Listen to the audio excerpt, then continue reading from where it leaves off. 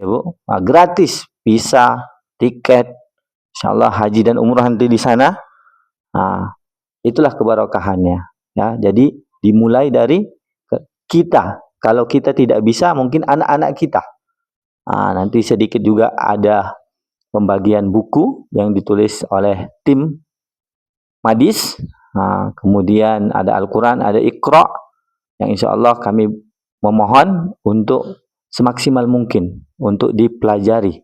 Karena apa Bu? Pak, tidak ada kata-kata terlambat. Bahkan kata Rasulullah, kalaulah besok kiamat, nggak apa-apa tanam kurma sekarang. Nah, karena Allah melihat sekecil apapun usaha kita. Wa may ya'mal mithqala dzarratin khairan yarah wa may ya'mal mithqala syarran yarah. Ya. Mungkin itu sedikit dari kami. Akan dilanjutkan oleh Ustaz Irfan bagaimana di momen Rabiul Awal ini Maulid lahirnya makhluk yang paling dicintai. Teladan kita, ya, bukan hanya sebagai teladan ibadah saja, tapi beliau seorang ekonom, politikus, pengusaha sukses, dan sebagainya. Singkat, mungkin itu saja dari saya. Akan kita lanjutkan sama-sama. Mari kita dengarkan apa yang akan disampaikan oleh Asoj Dr. Irfan Mangunsong, SPD, MPD. Falyatafaddal masykur ya Ustaz. Assalamualaikum warahmatullahi wabarakatuh. Alhamdulillahi rabbil alamin. Wassalatu wassalamu ala ashrafil anbiya wal mursalin wa ala alihi wa sahbihi ajma'in. Asyhadu an la ilaha illallah wa asyhadu anna Muhammadan abduhu wa rasuluh alladzi la nabiyya ba'da. Allahumma salli wa sallim ala Sayyidina Muhammad wa ala ali Sayyidina Muhammad. Sehat semua Pak? Ibu sehat? Alhamdulillah. Yang sama kita hormati Bapak Kua yang mewakilinya, Bapak Ibu penyuluh, Bapak Ibu hadirin dan Pak Misdi yang insya Allah semoga kita diberikan keistiqomahan iman dan takwa. Jadi tadi sudah dijelaskan tentang tujuan kami datang ke sini, tapi pada hakikatnya karena kerinduan ini. Nah, ini. Karena kerinduan sebab 6 tahun yang lalu kami di sini berdakwah dan alhamdulillah begitu hangat sambutan dari warga desa Pansurnatolu ini. Bahkan ketika kami mau pulang itu makan-makan kami sama-sama di situ. Cuma belum ada pagar dulu itu. Ya, bakar jagung dan lain sebagainya. Dan biasalah kalau dari daerah itu hasil panen itu kan, itu nenas itu sampai mobilnya nggak muat lagi. Itu dulu alhamdulillah sama Ustadz Yasir juga itu, karena kami satu kamar kami dulu di pendidikan tinggi kader ulama. Lalu kemudian Ustadz Muhammad Ridho ini jumpanya di S2. Jumpanya di S2 di UIN Sumatera Utara. Alhamdulillah karena satu visi dan misi kami bersama karena Allah Subhanahu wa taala. Nah, kemudian ini Bang Mahmud insyaallah dalam tahun ini selesai doktornya. Kalau saya mungkin beberapa waktu yang lalu karena ini masih semester lagi menyusun. Nah, insyaallah ini semua orang-orang yang soleh dan berilmu insyaallah. Makanya saya senang bertemu dengan mereka, ketika diajak langsung semangatnya berapi-api. Untung nggak sampai ke mobil apinya kan. Jadi kalau sama Bang Mahmud ini dulu udah jumpa pertama sekali saya di Medan jumpa beliau. Cuma terputus komunikasi kami. Dan alhamdulillah sekarang dipertemukan lagi. Jadi beliau ini udah 3 anaknya. Kalau saya sama Ustadz Yasir ini masih 1. Nah, alhamdulillah karena kerinduan itu, kemudian dulu ada janji. Kemarin kami dari MUI itu bawa buku Al-Majmu'. Kemudian Pak Misdi mengeluh, Susah kali bahasanya, Ustaz. Ya, saya bilang dalam hati saya pun payah bacanya kan. Bahasanya ilmiah. Islam secara etimologi berasal dari bahasa kan gitu. Payah kali memahaminya kan gitu. Kenapa? Karena ditulis oleh profesor, doktor dan ulama-ulama Sumatera Utara. Jadi saya bilang insya Allah nanti kami akan buat buku tentang mengenal iman dan Islam ini. Inilah bukunya, mengenal iman dan Islam, menjaga akidah umat minoritas muslim. Ini udah dibagikan, cuma kesini yang belum. Inilah stok terakhir ini. Jadi kalau nggak kita bagikan ini, nanti masuk surga, gara-gara ini nggak masuk surga. Nah itulah, jadi alhamdulillah kami hadirlah ke sini untuk memberikan atau menepati janji lah insya Allah. Insya Allah, mana tahu jadi DPRD kan. Enggak lah. Insya Allah kita tetap dakwah aja lah, ya. Tetap di pendidikan aja insya Allah. Karena kan biasa itu orang anggota-anggota DPR, orang politik itu kan janjinya di awal kan. Nah, kita ini janji di awal, takut saya nanti dipikirnya macam orang politik Ustaz ini. Janjinya nggak ditepati, tapi gajinya mau 3 juta sehari. Alhamdulillah. Kemudian ada lagi buku, ini buku Samsul Bahri Siregar, Dokter Berlobe. Ini dokter spesialis anestesi di Medan, termasuk pembina dari Majelis Darul Ihsan, Madis. Jadi kemudian beliau ini disebut dokter berlobe, karena kemana-mana pakai lobe. Kalau di rumah sakit dia dipanggil Ustadz, Kiai, Haji dan sebagainya. Pakai baju koko ya, operasi pakai baju koko, pakai lobe. Yang dioperasinya orang-orang Cina semua. Sampai datanglah seorang orang Cina itu kan, dok, tolonglah dok, carikan dokter penyambung nyawa, dokter sambung nyawa, profesor sambung nyawa katanya. Nah di sini ada. Jadi orang Cina itu kenapa meninggal saudaranya? Jadi dia minta supaya ada dokter atau profesor sambung nyawa. Ada yang bisa menyambung nyawa orang yang mati hidup lagi. Itu kan semua karena Allah Subhanahu wa Ta'ala. Jadi itu kenapa nggak berakidah mereka. Jadi ini ditulis. Lalu ada buku Bahagialah. Bahagia. Jadi janjinya satu, tapi kami kasihlah bonus. Nah, itu dia. Ada buku Bahagialah, judulnya Bahagialah. Air matamu terlalu mahal menangisi kepanaan. Waktumu terlalu berharga memikirkan kesedihan. Bahagiakanlah dirimu bersama kemuliaan. Lalu ada lagi buku Solu atau Solawatlah. Nah, ini insya Allah nanti kalau bisa dibagi nanti semua. Nggak tahu ini ada nggak stoknya lagi. Karena ada beberapa tempat lagi. Tapi ini yang diprioritaskan. Ini pertama dan utama insya Allah. Karena ini tujuan awal ke desa Pansur Natolu. Nah jadi terkait masalah Madis tadi, insya Allah itu mohon doanya lah. Kami masih mau membangun. Memang itu sudah dibangun selama 6 tahun. Jadi di masjid itu mengkaji tentang tafsir, hadis, fikih, tauhid, tasawuf dan lain sebagainya itu setiap hari. Habis subuh sampai jam 7. Jamaahnya itu dokter, orang-orang di berpendidikan dan sebagainya itu. Nah insya Allah dengan itu lalu kami ajak ini Ustaz Ridho, Ustaz Mahmud, Ustaz Sadan Yasir, supaya ayo kita sama-sama supaya kita berdakwah itu.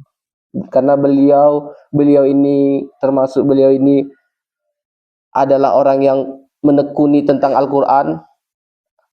Jadi coba kita ada tentang Al-Quran, tahfiz Quran, tapi jangan hanya sebatas menghafal Quran, tapi dia paham fikih, paham dia tauhid, paham dia tasawuf, paham ilmu-ilmu tafsir Al-Quran dan lain sebagainya. Sehingga nanti Islam itu semakin maju.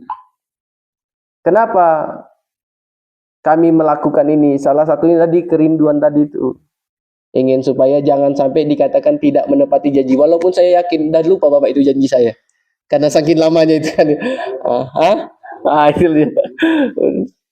Jadi itu dianggap sebagai janji lah itu. Kemudian ini di bulan Maulid, di bulan kelahiran Rasulullah Sepakat para ulama bahwasannya bulan yang paling mulia di antara semua bulan itu adalah bulan Rabiul Awal. Bahkan lebih mulia daripada bulan Ramadan. Bahkan lebih mulia daripada bulan haji. Kenapa? Tidak ada bulan Ramadan, tidak ada bulan haji kalau tidak ada lahirnya Rasulullah Sallallahu Alaihi Wasallam. Dulu Nabi ketika di usia 40 tahun, ketika mendapatkan wahyu, sebelum Rasulullah itu mendapatkan wahyu di usia 40 tahun, beliau itu disanjung-sanjung, dimuliakan, dihormati, dan diberi gelar Al-Amin oleh para pemuka kafir Quraisy. Jadi sangat dimuliakan Nabi. Tapi ketika Nabi datang membawa risalah tauhid, mengesahkan Allah Subhanahu wa taala, la ilaha illallah, tidak ada Tuhan kecuali Allah. Karena pada masa itu orang menyembah batu, menyembah patung, menyembah pohon, menyembah matahari, semua disembah sehingga Tuhan itu banyak. Maka ketika datang Nabi membawa risalah tauhid, mengesahkan Allah, tidak ada yang patut untuk disembah, karena pada hakikatnya wa ma khalaqtul jinna wal insa illa liya'budun. Aku tidak ciptakan jin dan manusia, kata Allah, kecuali untuk beribadah kepadaku, untuk mengenal, untuk mentauhidkan, mengesahkan aku. Ketika datang dakwah itu, apa yang terjadi? Yang dulu Nabi dihormati, sekarang dihina. Yang dulu Nabi digelari Al-Amin, sekarang digelari Kazab, pendusta, sahir, penyihir. Jadi mereka yang menyanjung, mereka yang memuji, mereka yang membeli gelar, tapi ketika dakwah tauhid itu mengajak orang untuk bertauhid, masuk ke dalam Islam, disitulah Nabi dilempari, bahkan mau dibunuh oleh para pemuka kafir Quraisy. Yang dulu pamannya Abu Lahab, ketika lahirnya Rasulullah, dia amatlah senang sampai dia merdekakan budaknya bernama Suwaibah. Tapi ketika Nabi membawa dakwah tauhid, membawa orang masuk ke dalam Islam, di situ pula pamannya membenci Rasulullah. Tabban laka ya Muhammad, alihada jama'atana. Celakalah engkau Muhammad, untuk inikah kau kumpulkan kami di sini? Maka turunlah ayat tabbat syada abi lahabi wa tab. Celakalah kedua tangan Abu Lahab. Jadi sebenarnya yang bilang celaka itu Abu Lahab dulu. Barulah turun ayat untuk menghinakan Abu Lahab. Tapi karena senangnya Abu Lahab itu, karena hari kelahiran Rasulullah itu pada hari Senin, 12 Rabiul Awal, ketika itu dia senang lahirnya Rasulullah, maka para ulama mengatakan Abu Lahab ketika di hari Senin diringankan siksanya karena senangnya dia dengan lahirnya Rasulullah Sallallahu Alaihi Wasallam. Kalau Abu Lahab diringankan siksa di hari Senin, lalu bagaimana dengan kita beriman yang mencintai, yang mengagungkan dan menyenangi Rasulullah Sallallahu Alaihi Wasallam? Jadi dakwah itu, makanya dakwah yang paling sulit itu, dan kemudian ini, walaupun satu orang penyuluh agama, janganlah bersedih, karena Rasulullah juga dulu sendiri diajaknya istrinya, diajaknya siapa? Siti Khadijah. Makanya orang yang pertama masuk Islam itu wanita, bukan laki-laki. Siti Khadijah, satu orang diajak. Lalu kemudian diajaknya lah Abu Bakar, lalu anak-anak siapa itu? Ali bin Abi Thalib. Dulu Ali bin Abi Thalib masih kecil. Lalu diajaknya sahabat-sahabatnya sampai 3 tahun dakwahnya sembunyi-sembunyi, nggak ada yang tahu. Nggak ada yang tahu. Ketika masuklah Umar ibn Khattab radhiyallahu anhu, disitulah mulai. Kalaulah benar dakwah Islam ini, maka kita harus nampakkan ini. Akhirnya di situ dakwah terang-terangan. Ketika dakwah terang-terangan, maka orang kafir Quraisy itu marah. Makanya Nabi ketika sholat Allahu Akbar, dilempari kotoran Nabi. Ada yang pernah di sini sholat dilempari kotoran? Ada? Dilempar dalaman perut sapi itu ada? Berarti masih enak kita ini. Dulu Nabi dilempari, tetap sholat Nabi. Allahu Akbar. Ketika Nabi mau ngajak berdakwah, ketika mereka sudah mulai ada satu, dua, tiga, empat orang, dari situlah dulu awalnya. Sehingga sampailah kita lihat bahwasannya Islam tersebar kemana-mana. Cuma memang adalah daerah-daerah yang minoritas, yang itulah yang harus juga untuk diperhatikan.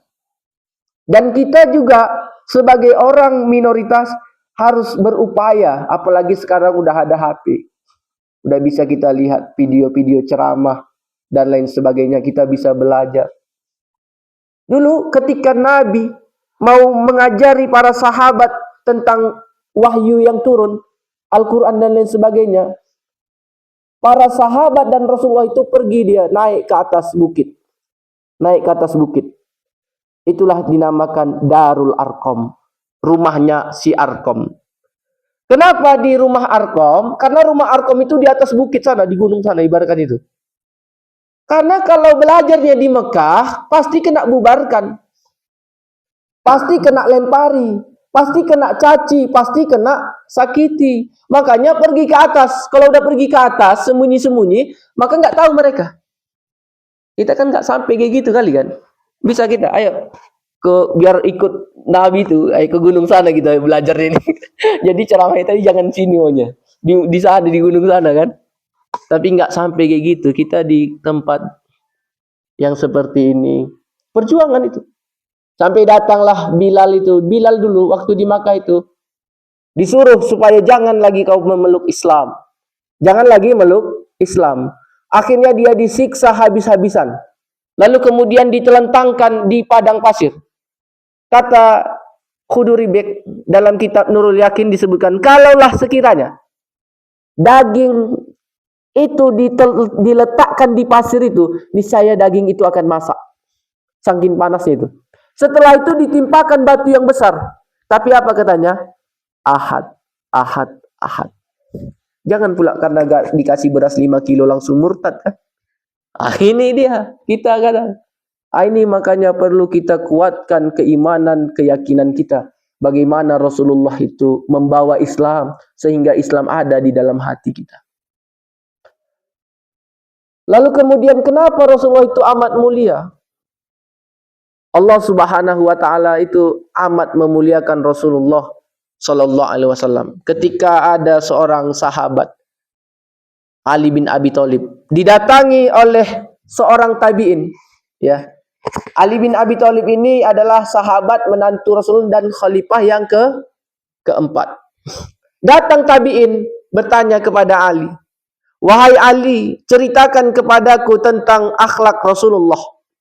Ceritakan kepadaku tentang Rasulullah sallallahu alaihi wasallam." Maka Sayyidina Ali mengatakan, "Sebelum ku ceritakan kepadamu tentang Rasulullah, maka ceritakan kepadaku tentang dunia ini." Ceritakan dulu tentang dunia ini. Maka tabi'in tadi berkata, dari mana aku mulai cerita tentang dunia ini? Karena dunia ini begitu luasnya. Lalu Sayyidina Ali berkata, bukankah di dalam Al-Quran Allah katakan, "Fama mata'ul hayatid dunya fil akhirah illa qalil." Bukankah kehidupan dunia itu dibandingkan akhirat itu amatlah qalil, kecil. Sehingga kesimpulannya ad-dunya qalilun. Dunia itu kecil. Ya, dunia itu kecil. Makanya Rasulullah katakan, kalau kau mau tahu tentang dunia ini, kau masukkan jari kelingkingmu ke dalam laut itu. Lalu kau angkat tetesannya itu, itulah dunia. Dan lautan yang luas itu, itulah akhirat. Sehingga ad-dunya qalil. Jadi kalaulah dunia yang kecil ini tak bisa kau ceritakan, kan gitu kan? Karena dia tadi tabi'in itu menganggap dunia ini besar. Tapi dalam pandangan Al-Quran, dunia ini qalilun. Sedangkan ketika Rasulullah, apa dikatakan Allah di dalam Al-Quran tentang Rasulullah? Innaka la'ala khuluqin azim. Sesungguhnya pada diri Rasulullah itu ada akhlak yang agung. Azim itu apa? Agung, besar. Maknanya apa? Maknanya ketika engkau menceritakan dunia tidak bisa, padahal dunia itu kecil. Lalu bagaimana dengan aku yang menceritakan Rasulullah? Karena Rasulullah itu agung sekali akhlaknya, besar sekali kemuliaannya, besar sekali keagungannya. Maka tak bisa ku ceritakan itu semua. Jadi itu. Makanya di dalam Al-Quran Allah memuliakan Nabi. Innallaha wa malaikatahu yusalluna 'alan nabi. Wahai orang-orang yang beriman, baru ya ayyuhalladzina amanu sallu alaihi wa sallimu taslima. Ini pujian yang amat tinggi untuk Rasulullah, dan inilah bukti Allah memuliakan Rasulullah.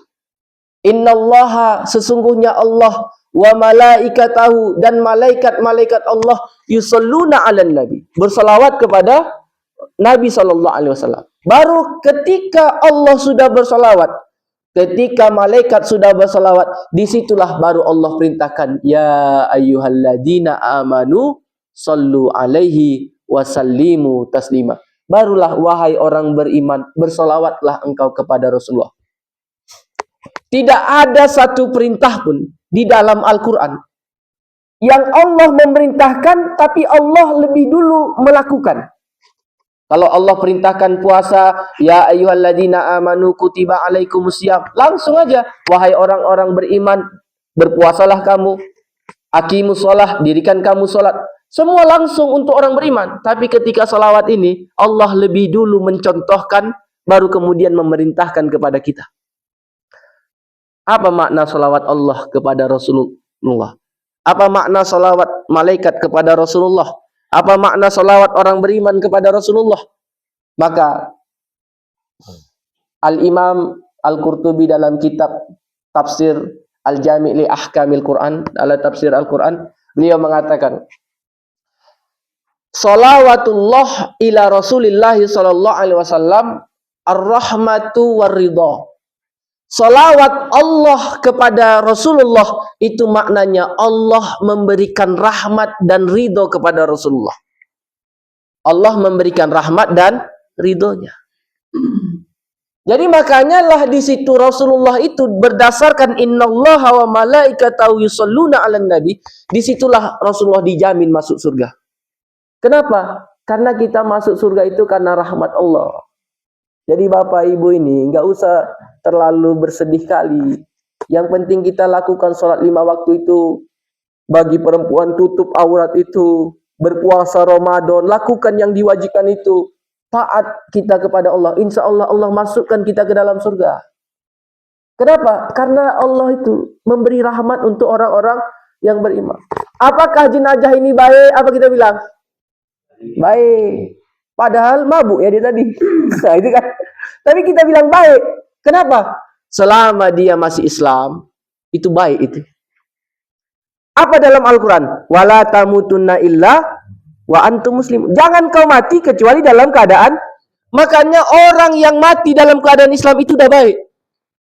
Terserah bagaimana amalan dia, itu urusan dia dengan Allah. Tapi yang pasti dia sudah mati dalam keadaan Islam. Kita yang hidup belum tentu. Belum tentu kita masih Islam ketika kita mati nanti. Makanya jangan pula bilang, apakah jenazah ini baik? Tak baik. Nangislah nanti keluarganya. Bilang aja baik.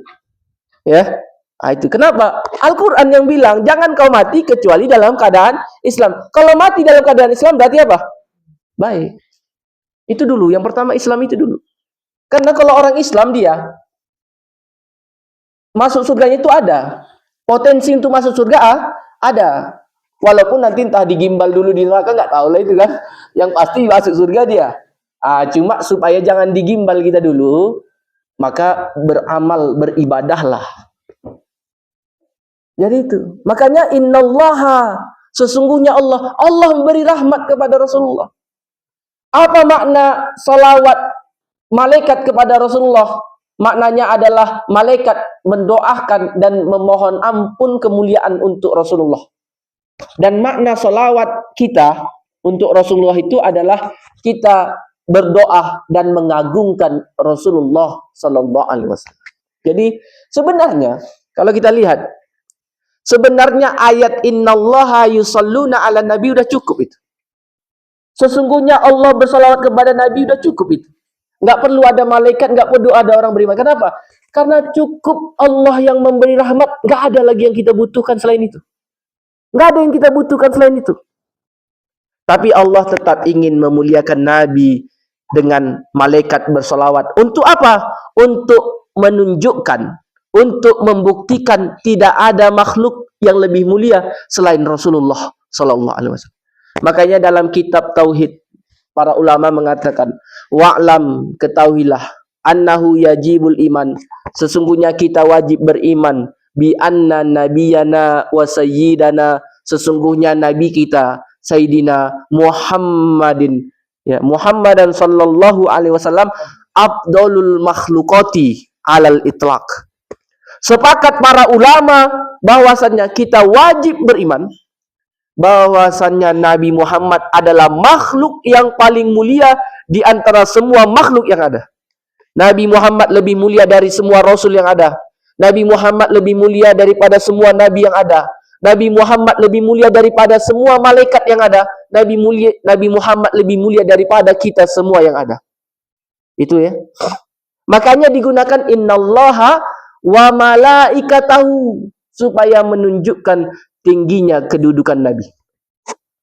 Saking tingginya kedudukan Nabi, Allah katakan di dalam Al-Quran, wa rafa'na laka dzikrak, kami angkat namamu. Apa maknanya ini? Allah tidak pernah menyebut nama Nabi Muhammad sebagaimana Allah menyebut nabi-nabi yang lain dengan namanya langsung. Contohnya, ya Adam uskun anta wa zauzukal jannah. Wahai Adam, disebut wahai Adam. Ya Isa, wahai Isa. Ya Musa, ya Yahya, ya Ibrahim. Semua dipanggil, tapi tidak pernah Allah menyebut ya Muhammad. Enggak pernah Allah sebut wahai Muhammad, enggak pernah. Tapi Allah menyebut ya ayyuhan nabi, wahai nabi. Ya. Itu menunjukkan, makanya kita harus mengangkat nama Nabi Muhammad dengan kita selalu mengatakan Sayyidina Muhammadun sallallahu alaihi wasallam. Jangan bilang Muhammad aja. Ya, itu enggak beradab itu. Macam misalnya lah saya dipanggil, ada ustadz besar, ustadz kondang. Dia dipanggil namanya, misalnya namanya Ucok. Harusnya kan Ustadz Ucok kan? Dipanggil nih, Cok, sini kau dulu Cok. Marah dia enggak? Hah? Marah dia enggak? Kok panggil pula aku Cok? Aku kan Ustadz katanya. Ya, kau manggil Nabi Muhammad aja pakai Muhammad aja. Mana lebih mulia kau sama Nabi Muhammad? Jadi itu, makanya kita gunakan sebutan-sebutan yang indah untuk Nabi Muhammad. Kenapa? Karena Allah saja wa rafa'na laka dzikra. Allah angkat nama Nabi Muhammad. Makanya kita disuruh bersolawat kepada Nabi. Man shalla alayya salatan, siapa yang bersolawat satu kali kepadaku, kata Nabi, sallallahu alaihi biha asron, Allah akan bersolawat 10 kali kepadanya. Allahumma sholli ala sayyidina Muhammad. Sekali kita bilang, Allah bersolawat 10 kali sama kita. Allahumma sholli ala sayyidina Muhammad. 2 kali kita bilang, 20 kali Allah bersolawat sama kita. Apa makna solawatnya? Allah memberi rahmat sama kita. Jadi bagi Allah itu enak kali masukkan surga seorang hamba itu. Jadi ada orang dalam satu riwayat, orang ini banyak kali dosanya ini, banyak kali maksiatnya. Saking banyaknya dosa dan maksiatnya itu, akhirnya diponis dia masuk ke dalam neraka. Dikabarkan kepada dia. Lalu ketika itu pertanyaannya, kalau kita diponis masuk neraka, senang tidak? Ada yang senang? Coba tunjuk tangan dulu. Ketika diponis dia masuk neraka, senang dia. Kenapa dia senang? Dia senang karena selama ini dia berpikir Allah tidak lagi mengingat dirinya. Saking banyaknya dosa yang dia lakukan itu. Saking banyaknya dosa itu, dia mengira Allah nggak peduli lagi di mana aku berada. Ternyata setelah dia tahu Allah masih memedulikan dia, apa? Ya, kupikir Allah nggak ingat lagi sama aku. Ternyata Allah masih ingat di mana aku berada setelah mati ini. Walaupun itu di neraka. Berarti kan masih ingat kan? Posisimu di sini, posisimu di sini. Disitulah senang dia. Saking senangnya itu, itulah yang membuat dia dimasukkan Allah ke dalam surga. Enak. Cuma jangan habis ini buat maksiat aja. Amal lah kan gitu. Kemudian ada seorang ahli ibadah, dia banyak ibadahnya, saking banyaknya ibadahnya, nggak pernah dia bersosial, nggak pernah dia bertegur sapa sama tetangganya, nggak peduli dia ada anak yang lapar, ada tetangga yang tak makan. Akhirnya apa? Divonis dia masuk neraka. Ketika itu, ya Allah, ridho aku ketika engkau memasukkan aku ke dalam neraka. Tapi satu pintaku. Apa yang dipintanya? Besarkan badanku seukuran neraka agar tidak ada orang masuk neraka kecuali aku. Hah? Apa katanya? Besarkan badanku seukuran neraka agar tidak ada orang yang masuk neraka kecuali aku. Ketika dia mengatakan itu, Allah senang dengan perkataan itu. Berarti kau masih peduli kepada saudara-saudaramu. Dimasukkan Allah ke dalam surga. Itulah rahmat Allah itu. Indah sekali. Ya. Makanya kita harus dekat kepada Allah. Karena Allah yang memberikan segala nikmat sama kita. Wa rafa'na laka dzikrak, Allah angkat nama Nabi Muhammad. Ketika kita bersalawat satu kali, berapa Allah salawat kepada kita? 10 kali. Aulan nas bi yaumal qiyamah. Sebaik-baik manusia di hari kiamat nanti, fa aktsaruhum alayya salatan, adalah yang paling banyak bersalawat kepadaku. Wa kullu a'malin fiha al maqbul wal mardud. Setiap amal itu ada kalanya ditolak, ada kalanya diterima. Allahu akbar. Oh, di situ rupanya kunci keretaku ya. Hah? Iya, pernah salat kayak gitu. Oh, di situ rupanya. Kenapa 3 kali dia nyakiti aku ya? Lagi salat ini, entah kemana-mana pikiran melayang. Allahu akbar. Lupa aku ngangkat jemuran, hujan pula. Allahu akbar. Aman gak sendalku? Baru ku beli soalnya. Jadi pikiran kita melayang kemana-mana. Nah, ketika itu Allah tidak menerima salat tadi itu. Ya, ada yang salat Allahu akbar karena pengen ditengok mertuanya dia. Karena pengen ditengok tetangganya dia soleh. Jadi ada kalanya amal itu diterima tak diterima. Illa salatan alayya, kecuali bersolawat kepada Nabi. Jadi kalau solawat kepada Nabi, walaupun kita ria, supaya pamer, kita bersolawat Allahumma sholli ala sayyidina Muhammad, Allahumma sholli ala sayyidina Muhammad, itu tidak akan ditolak, tapi diterima Allah, walaupun ria. Apalagi dalam keadaan khusyuk, tenang, ikhlas. Itulah dia. Jadi satu amal, semua amal itu ada kalanya ditolak dan diterima kecuali satu, solawat kepada Nabi. Ada di Arab itu, artis Arab, dia bukan orang Islam, tapi dia memerankan seperti peran Robiyatul Adawiyah. Ini film Islami tentang Robiyatul Adawiyah. Jadi ketika itu dia memperbanyak salawat kepada Rasulullah. Akhirnya apa? Allah kasih dia hidayah. Akhirnya dia masuk ke dalam Islam. Itulah. Jadi perbanyak salawat. Allahumma sholli ala Sayyidina Muhammad wa ala ali Sayyidina Muhammad. Jadi betapa mulia dan agungnya Rasulullah Sallallahu Alaihi Wasallam. Dan Rasulullah itu dakwahnya ya, makanya meneladani Rasulullah, menyebarkan dakwah, menyiarkan dakwah dengan cinta. Jadi Rasulullah itu memang dia seorang nabi rasul, tapi nabi itu ketika dakwah itu enak kali, lembut sekali. Datang orang dari pedalaman, namanya dari suku Badui. Ini suku Badui. Ketika itu datang dia, kemudian masuk dalam ke masjid Nabi. Masuk dalam masjid Nabi, kencing dia di masjid. Kalau kita ada orang kencing di masjid, apa yang kita buat? Apa yang kita buat? Entah apa-apa lah, pokoknya keluar dia dari masjid, bawa belur dia. Ketika itu kencing dia dalam masjid. Lalu kemudian sahabat ini lah marah aja ini. Sayyidina Umar udah mau menggal aja kepalanya. Kan gitu kan? Nggak ada adabnya ini. Apa kata Rasulullah? Biarkan dia. Itu Rasulullah. Kalau kita ini Rasulullah biarkan dia. Biarkan dia selesai itu buang hajat. Jadi karena Rasulullah yang bilang, sahabat diamlah. Akhirnya dia selesaikan kencing itu. Sahabat udah marah-marah aja nih. Lalu kata Rasulullah, coba ambil air siram itu. Dulu nggak keramik gini ya. Dulu pasir tanah kan gitu. Jadi ketika siram udah hilang najisnya. Apa maknanya? Rasulullah itu gini. Kalau karena orang Badui ini tahu, orang Badui ini suku pedalaman. Suku pedalaman Arab itu. Jadi dia primitif, nggak tahu Islam itu kayak mana. Nggak tahu adab itu kayak mana. Nggak tahu dia, pokoknya asalkan ada tempat yang agak tersembunyi sedikit kencing aja dia. Jadi akhirnya gini, Rasulullah itu kalau nggak tahu jangan marahi tapi ajari. Ya, jangan marahi tapi ajari, didik dia. Jangan pula dimarah-marahi, larilah dia. Jangan pula ditakut-takuti. Namanya orang nggak tahu. Iya, macam anak-anak itu kalau di masjid, anak-anak main-main di masjid, jangan dimarahi itu. Takutnya nanti pulang dia. Kenapa kau pulang nak? Dimarahi wak itu. Besoknya, nak ke masjid lah udah ajan ini. Enggak lama, tunggu wak itu matilah dulu. Nah itu selesai kita kan. Jangan pula anak-anak itu dimarahi. Dia nggak berdosa itu. Kita yang banyak dosa itu. Jadi kemudian ada lagi, suatu hari Nabi lagi makan daging unta. Lagi makan daging unta sama sahabat. Lalu setelah makan duduk santai gini. Tiba-tiba berdiri satu orang. Ya, siapa yang kentut ini? Siapa yang kentut ini?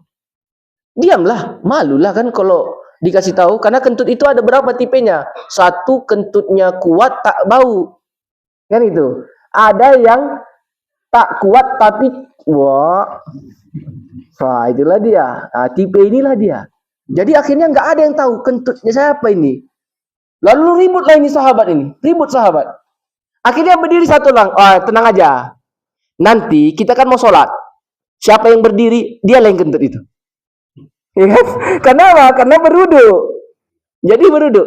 Nah, akhirnya oh iya betul juga itu. Nah, nanti kan dia mau beruduk itu. Karena sudah berhadas kan. Ditunggu orang itu. Ketika masuk waktu, apa kata Nabi? Semuanya berdiri, kita beruduk semua. Apa enggak? Alhamdulillah, enggak ketahuan aku kan itu. Indah dakwah Nabi itu. Jadi enggak perlu kita nyari salah-salah orang. Kalau ada yang ketemu nanti di sini, enggak usah cari. Ya, kalau ada bau-bau nanti enggak usah cari. Paham-paham aja lah kita. Jadi itu dan Nabi itu begitu. Datang seseorang kepada Rasulullah. Ya, datang kepada Rasulullah. Ya Rasulullah, zahaba ahlud dusur. Ya Rasulullah, enak kali orang kaya itu ya Rasulullah. Kenapa? Kami sholat, mereka bisa sholat. Kami puasa, mereka bisa puasa. Tapi ketika zakat, sedekah, mereka bisa, kami nggak bisa ya Rasulullah. Jadi mereka mengeluh. Ya Rasulullah, enak kali lah orang jadi orang kaya itu ya. Kenapa rupanya? Ya, kami sholat, mereka bisa sholat. Kami puasa, mereka bisa puasa. Tapi ketika zakat dan sedekah, nggak bisa kami ya Rasulullah. Mereka bisa. Apa kata Rasulullah? Rasulullah nggak bilang, kerjalah kau. Nggak gitu. Itu nggak menenangkan jawabannya. Karena yang datang tadi galau, risau, akhirnya Rasulullah memberi jawaban untuk menenangkan. Rasulullah menjawab, bukankah likulli tasbih sedekah? Bukankah setiap subhanallah, subhanallah, subhanallah, subhanallah itu sedekah? Alhamdulillah, alhamdulillah, alhamdulillah itu sedekah. Allahu akbar, Allahu akbar, Allahu akbar itu sedekah. Jadi ketika mendengar itu barulah senang hatinya. Jadi akhirnya dia subhanallah, subhanallah, subhanallah, alhamdulillah. Jadi sedekah. Tapi hadis ini jangan dipakai untuk orang kaya.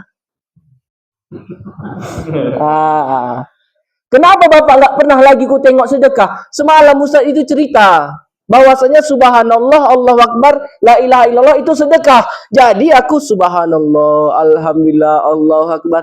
Tadi yang datang itu orang susah, yang tak punya harta untuk sedekah. Jadi kata Nabi, kau pakai zikir aja sedekah. Kalau orang kaya sedekahnya fakku raqabah. Kok dalam Al-Qur'an kan, kau merdekakan budak. Dan apa? It'amut ta'am, memberi makan. Dengan harta itu kau sedekah. Jadi kadang gitu, orang kaya itu cari dalil dia. Supaya nggak sedekah lagi dia. Sebenarnya karena pelit aja itu. Kalau orang pelit itu, jangankan uangnya, dakinya pun nggak dikasih gitu. Dakinya pun nggak dikasih itu. Jadi itu dakwah Nabi begitu. Indah sekali. Makanya sahabat itu amat mencintai Rasulullah. Rasulullah itu ketika ada seorang sahabat seorang wanita, suaminya, ayahnya, anak laki-lakinya itu ikut jihad fisabilillah. Ketika sudah pulang, lalu dikabarkan bahwasannya ayahnya, saudaranya, suaminya itu meninggal. Apa kata dia? Kalau kira-kira kita dapat kabar gitu, apa yang kita lakukan? Wah, histeris lah. Aduh, kaulah cintaku, kaulah bulanku, kaulah bintangku, semualah. Waktu masih hidup suaminya, direpetinya aja. Nah, ketika udah nggak ada, kalau sudah tiada, kan gitu ya. Jadi ketika itu apa yang dia tanya? Lima fa'ala Rasulullah. Bagaimana keadaan Rasulullah? Hah? Bagaimana keadaan Rasulullah? Bukan yang ditanyakannya kenapa meninggal, enggak dipedulikannya. Yang pertama ditanyanya bagaimana keadaan Rasulullah. Rasulullah baik-baik aja. Aku tidak percaya, aku mau lihat Rasulullah. Barulah dia lihat Rasulullah. Ketika dia lihat Rasulullah, ya Rasulullah, segala sesuatu musibah selain engkau itu ringan bagi. Asalkan engkau baik-baik aja, itu udah ringan semua itu. Gak peduli aku, ayahku, anakku, suamiku meninggal itu. Asalkan engkau dalam keadaan baik-baik saja. Cinta kali sahabat itu sama Rasulullah. Sampailah seorang kafir Quraisy, Abu Sufyan, mengatakan, ma ra'aitu ahadan yuhibbu ahadan kahubbi ashabi Muhammadin Muhammadan. Ma ra'aitu ahadan yuhibbu ahadan. Aku tak pernah melihat seseorang yang mencintai seseorang kahubbi ashabi Muhammadin, sebagaimana sahabat-sahabat Nabi Muhammad Muhammadan mencintai Nabi Muhammad sallallahu alaihi wasallam. Jadi itu. Makanya ketika Nabi itu kan, pertanyaan, Nabi makan nggak? Makan. Kita? Nabi minum? Kita? Nabi tidur? Kita tidur? Nabi punya ludah? Nabi punya keringat? Kita? Jadi sama perbuatan antara Nabi dengan perbuatan kita. Apa yang bedanya? Kualitasnya. Perbuatannya sama. Nabi tidur, kita? Nabi tidur, matanya terbejam, hatinya tidak tidur. Kita mata terbejam, semua terbejam. Kalau ada gempa pun nggak sadar itu. Hah? Itulah saking ngerinya kita itu tuh. Nabi makan, kita makan. Nabi makan sikit. Kalau kita sikit-sikit makan. Ah, itulah dia. Udah sikit-sikit makan, banyak pula porsinya. Makanya perutnya buncit. Ini agak buncit sedikit. Jadi Nabi itu suspek perutnya. Makanya kalau ada bilang ikuti sunnah Nabi berkor-kor, dia jangan lakukan bid'ah. Tapi perutnya buncit. Nabi nggak buncit. Jadi bid'ah itu perut buncit. Olahraga lah. Pak Mizi itu. Makanya di kampung-kampung ini sehat. Sehat. Karena keladang orang. Ya, ini keladang nikmat itu. Makanannya halal. Dari tangan sendiri dipanen. Makanya tadi saya makan tambu-tambu saya. Cuma kena ada aja ibu itu. Kalau enggak saya tambah lagi tuh. Karena berasnya asli kan gitu. Kalau di sana semakin mahal beras itu, semakin banyak penyakitnya. Makanya beda sakit orang kaya sama orang miskin. Inilah adilnya Allah itu. Orang kaya kan makannya enak-enak kan. Orang miskinnya nasinya yang beras bulog. Nasi makannya daun ubi, rebus-rebusan. Makanya sakitnya pun beda kualitasnya. Orang kaya diabetes meletus. Sakit jantung, satu ring 50 juta. Orang miskin bisul. Hah? Bisul aja berapa lah itu obatnya? Pilek, demam. Iya kan? Jadi kan beda itu. Itulah adilnya Allah itu. Kalau kau karena makanmu nggak enak-enak, ku kasihlah sakitnya yang nggak enak. Karena kau makan yang enak, inilah agak tinggi sedikit biayanya. Itulah Allah itu. Makanya nikmati ini yang ada dikasih sama kita ini. Jadi Allah itu begitu indah terhadap hamba-hambanya. Begitu juga dengan Rasulullah, amat mencintai. Makanya Nabi itu la yu'minu ahadukum hatta akuna ahabba. Tidak beriman salah, tidak sempurna iman salah seorang di antara kita, sehingga kita lebih cinta kepada Rasulullah daripada ayah kita, daripada emak kita, daripada anak kita, daripada semua yang ada. Maka kita harus lebih mencintai Rasulullah. Rasulullah punya keringat, kita punya keringat.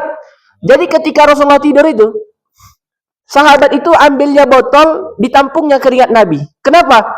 Karena keringat Nabi lebih wangi daripada minyak kasturi. Keringat kita, wallahu a'lam, bau belacan. Itulah dia. Bau asam, bau belacan, situlah semua. Kalau minyak keringat Nabi wangi kasturi. Nabi meludah. Punya ludah? Kita punya ludah? Ketika sahabat kena kalajengking atau kena ular berbisa atau lain sebagainya, diludahi Nabi, sembuh. Jangan coba-coba ada kawan kita ludahi, infeksi itu. Infeksi. Itu Nabi SAW begitu amat mulia. Makanya kita tiru dakwah Rasulullah itu. Kita contoh dakwah hidupan Rasulullah. Datang seorang nenek-nenek, datang nenek-nenek ke Rasulullah. Ya Rasulullah, doakan aku masuk surga ya Rasulullah. Apa kata Rasulullah? Mana ada nenek-nenek masuk surga? Nah, hati-hati nenek-nenek ini ya. Enggak ada nenek-nenek masuk surga. Apa enggak menangis dia? Menangis dia karena dibilang enggak ada nenek-nenek masuk. Akhirnya dipanggil Rasulullah. Sini dulu. Nenek-nenek, nanti kalau masuk surga dimudahkan lagi. Tenang nenek, nanti usia 30 lagi tuh. Usia 30 lagi. Mana enak nenek-nenek bungkuk-bungkuk di surga? Enak? Lagi penyakit kolesterol di surga? Enggak lah, mudah lah yang kekar. Jadi nenek-nenek nanti usia 80-an tahun, 90 tahun, itu akan dimudahkan lagi menjadi lebih cantik daripada bidadari. Tenang nenek, insya Allah. Ya, itu. Jadi Rasulullah juga bercanda. Jangan serius sekali. Ya, jangan serius sekali yang hidup ini. Hidup ini kan lahu wala kan canda dan gurauan aja ya hidup ini. An-nasunia, manusia itu tertidur. Faiza matu intabahu. Kalau dia mati barulah dia sadar. Ternyata ini ya hidup itu. Jangan sampai kita mengatakan farji'na na'mal sholihan. Jangan kita, ya Allah kembalikan aku lagi ke sana. Kau kan dari sana, ngapain kau minta ke sana lagi? Jangan sampai kita menyesal. Makanya kita jadikan Rasulullah itu sebagai teladan hidup kita. Yang pertama, kalau makan, kalau minum tangan kanan. Ya, kalau minum ini entah ada nggak di zaman Nabi kopi dulu. Kopi kayak gini kan? Jadi kalau minum itu misalnya kan ini, Nabi itu kalau minum Bismillahirrahmanirrahim. Alhamdulillah. Bismillahirrahmanirrahim. Alhamdulillah. Bismillahirrahmanirrahim. Alhamdulillah. Kalau kita lu bawa tadi baca doa. Udah tangan kiri, berdiri lagi, lengkap lah itu. Enggak tahu kita entah Abu Jahal yang kita ikuti itu kan. Kalau kita ngikuti Rasulullah kan man ahya sunnati faqad ahabbani. Siapa yang menghidupkan sunnahku, dia cinta kepadaku. Wa man ahabbani, siapa yang cinta kepadaku, kana ma'iya fil jannah. Maka dia akan bersama denganku di surga. Mau dengan Rasulullah di surga? Mau? Karena kalau kita lihat sahabat, ya Rasulullah, aku kalau ingat mati sedih kali kurasa ya Rasulullah. Kalau ingat mati takut mati? Takut ya? Nanti kita ceritakan mati. Sedih kali aku ya Rasulullah. Kenapa dia sedih? Aku takut ya Rasulullah. Engkau kan orang mulia. Aku ini banyak dosa. Pasti surga kita beda ya Rasulullah. Aku tidak ingin mati ya Rasulullah. Kenapa? Karena aku tidak ingin tidak bertemu denganmu. Kalau di dunia ini aku rindu datang aku kepadamu ya Rasulullah.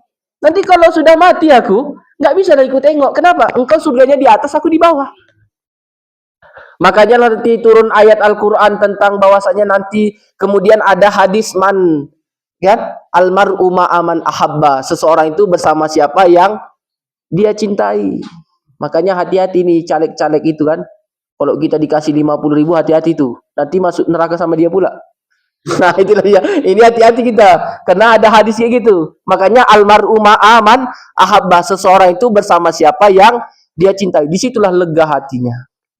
Sehingga apa maknanya? Mereka nggak mau masuk surga kalau nggak ada Rasulullah di situ. Makanya kita berharap semoga kita masuk surga bersama dengan Rasulullah SAW. Takut mati? Takut mati? Siapa yang takut mati? Saya. Nah. Karena belum ada amalku. Itu. Jadi ini ya, cerita mati sedikit ini. Tidak ada nikmat yang paling indah dalam kehidupan ini kecuali kematian. Setuju? Setuju lah karena Ustaz yang bilang kalau nanti di luar ini apa kata Ustaz itu? Di depan aja itu. Kenapa begitu? Karena sebanyak apa amal kita, Lama kita sujud sampai bengkak kaki kita berdiri karena sholat itu. Tinggi takwa iman kita, nggak akan bisa masuk surga kecuali itulah dia, matilah cepat biar masuk surga. Itulah dia. Iya, makanya datang malaikat kepada Nabi Ibrahim alaihissalam. Mau mencabut nyawa Nabi Ibrahim. Nabi Ibrahim ini gelarnya Khalilullah, kekasih Allah. Ini disebutkan dalam kitab At-Tazkirah karangan Al-Imam Al-Qurtubi. Disebutkan gitu. Ketika datang malaikat maut mau mencabut nyawa Nabi Ibrahim, apa kata Nabi Ibrahim? Hal ra'aita khalilan yumitu khalilah.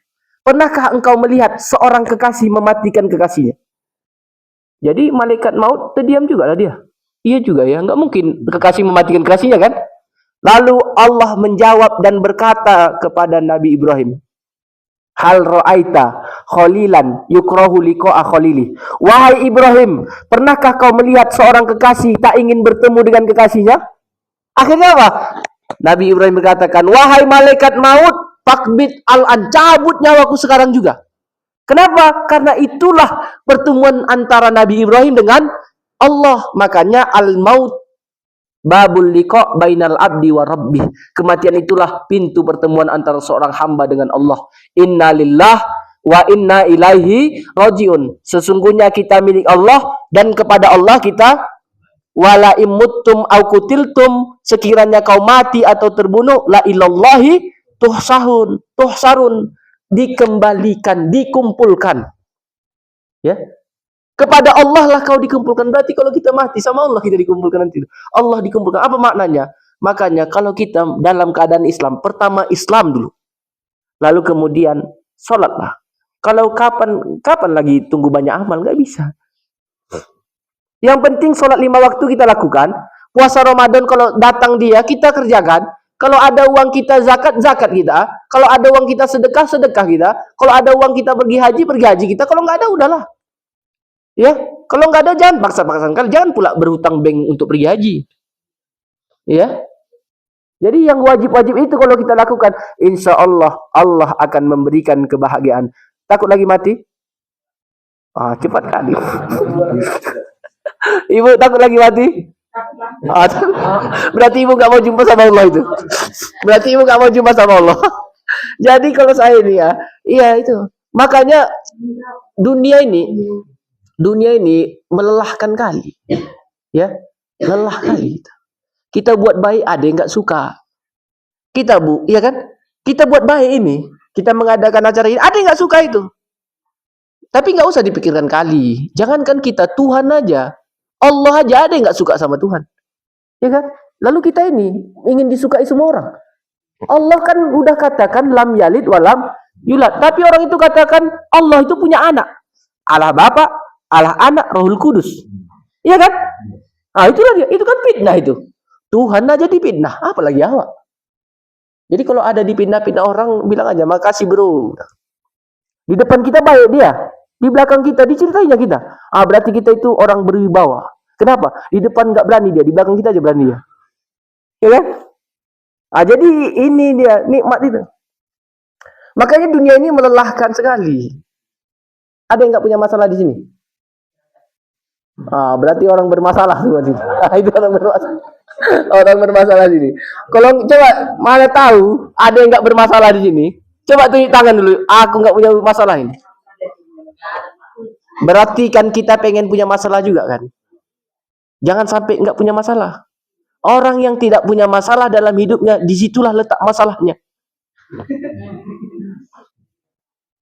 Kenapa? Berarti dia dianggap nggak ada di dunia ini. Anak bayi itu mana ada masalahnya? Kenapa? Karena belum ada dihukumi dia. Itulah dia. Langsung contohkan. Di sini aja, nggak tahu kita nanti setelah itu. Jadi itu. Jadi kalau kita tidak punya masalah dalam hidup ini, disitulah letak masalahnya. Kenapa? Berarti wujuduhu ka'adamihi. Adanya kita seperti tak ada. Mana yang lebih sakit? Ada kita di ruangan ini, tapi dianggap nggak ada. Sakit kali nggak itu? Sakit. Makanya senang-senanglah punya masalah hidup itu. Itulah dia. Karena masalah itu pasti berakhir. Kalau nggak masalahnya berakhir, kita yang berakhir. Itulah dia. Jadi kita tetap ikuti sunnah Nabi. Minum tadi dengan seperti itu, makan dengan tangan kanan. Kemudian masuk kamar mandi dengan tangan kaki kiri, keluar yang seperti itu. Kemudian sunnah yang paling utama untuk kita ikuti itu adalah sholat 5 waktu. Nggak ada sunnah yang lain yang paling afdal untuk kita ikuti kecuali sholat 5 waktu tadi itu. Sholat 5 waktu itu jangan pernah ditinggalkan. Puasa Ramadan itu jangan pernah ditinggalkan. Amal-amal yang wajib itu jangan pernah ditinggalkan. Yang wajib itu kan sholat 5 waktu. Puasa Ramadan, zakat. Zakat pun kalau ada aja. Kalau nggak ada, cuman lagi. Kemudian pergi haji. Kalau ada, pergi. Kalau nggak ada, udah. Itu aja yang diwajibkan kan. Masalah kita sholat sunnah, rawatib, qobliyah, ba'diyah, itu sunnah. Itu bagus. Memperindah. Jadi sebenarnya itu aja. Kalau udah seperti itu, kemudian jaga hati kita. Jaga hati kita. Jangan terlalu risau kali sama dunia ini. Jangan terlalu risau kali sama dunia. Kalau dipikirkan, nggak ada habis-habis ini. Ya buktinya lah kan. Nggak terasa kan. 6 tahun yang lalu saya duduk di sini. Duduk di sini. Bukan sama mereka bertiga. Tapi sama Ustaz Agustian. Nggak ada dia di sini. Sekarang udah di sini ya. Dulu masih kuliah lagi yang kau itu masih kurus lagi badan. Sekarang masih kurus lagi badan itu. Ada fotonya. Di sini ada fotonya itu. 6 tahun yang lalu.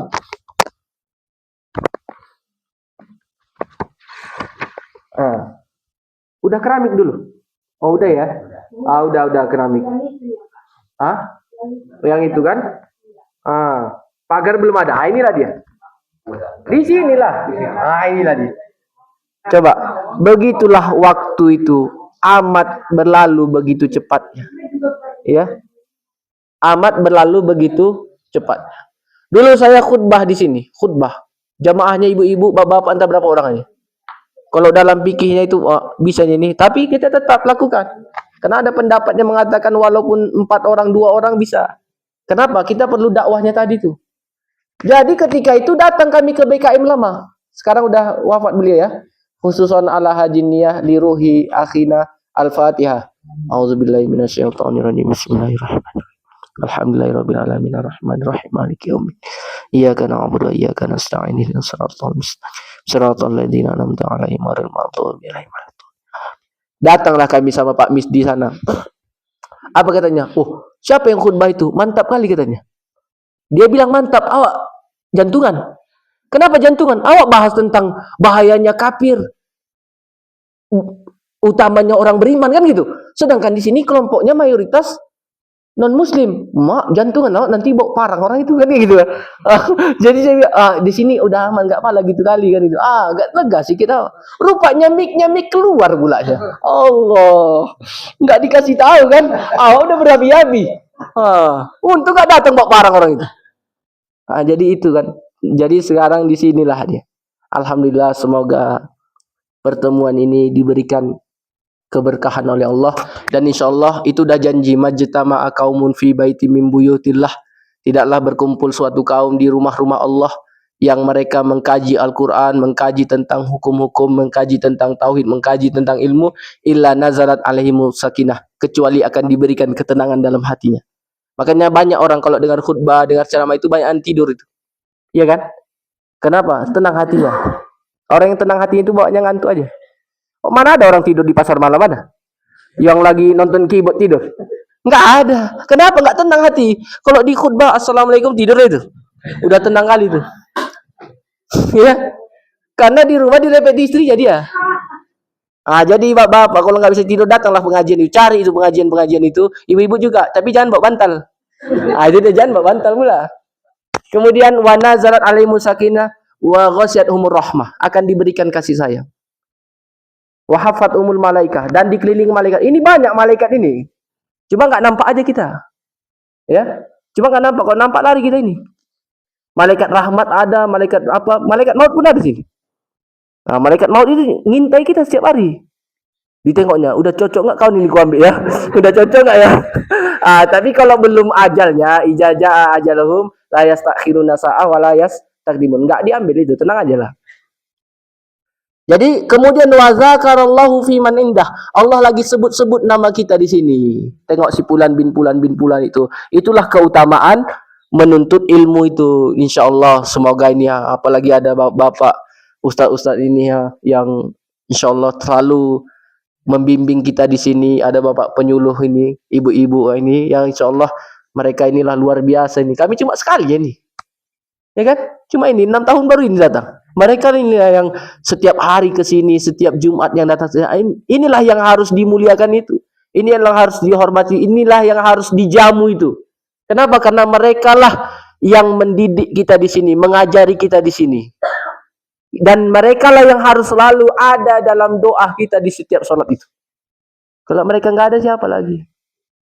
Inilah insyaallah kita doakan bapak-bapak, ibu-ibu ini semoga selalu diberikan kesehatan, keberkahan, rezeki yang luas, yang insyaallah nanti dibahagiakan ketika pensiunnya kan.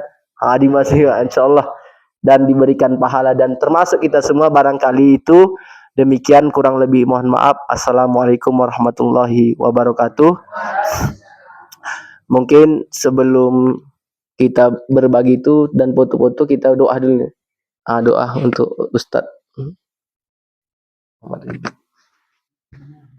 Sebelum kita berdoa, marilah kita beristighfar 3 kali untuk membersihkan diri ini agar apa yang kita inginkan terkabul oleh Allah Subhanahu wa taala. Astaghfirullahalazim. Astaghfirullah. Na'udzu billahi minasy syaithanir rajim. Bismillahirrahmanirrahim. Alhamdulillahi rabbil alamin, wassalatu wassalamu ala asrafil anbiya'i wal mursalin wa ala alihi wa ashabihi ajma'in. Allahumma anta rabbuna la ilaha illa anta khalaqtana wa nahnu ibaduk ونحن على عهدك ووعدك ما استطعنا نعوذ بك من شر ما صنعنا ونبوء لك بذنوبنا فاغفر لنا فإنه لا يغفر الذنوب إلا أنت اللهم يا غفار فاغفر ذنوب ولوالدينا وارحمهم كما ربونا صغارا ولجدنا ولجداتنا ولمشايخنا ولأساتذتنا ولمن أحب وأحسن إلينا ولجميع المسلمين والمسلمات والمؤمنين والمؤمنات الأحياء منهم والأموات برحمتك يا أرحم الراحمين. اللهم إنا نسألك الهدى والتقى والعفاف والغنى. اللهم يا مقلب القلوب ثبت قلوبنا على دينك وعلى طاعتك. اللهم يهدهم فإنهم قوم لا يعلمون. ربنا لا تزغ قلوبنا بعد إذ هديتنا وهب لنا من لدنك رحمة إنك أنت الوهاب. ربنا اجعلنا مقيم الصلاة ومن ذريتنا ربنا وتقبل دعاء. ربنا عليك توكلنا وإليك أنبنا وإليك المصير.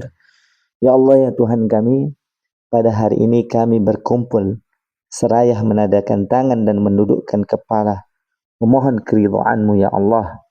Ya Allah, ampunilah dosa-dosa kami, dosa orang tua kami, dosa guru-guru kami, dan dosa orang yang berbuat baik dan mencintai kami Allah. Ya Allah, ya Tuhan kami, tetapkanlah hati ini dalam agama dan ketaatan kepada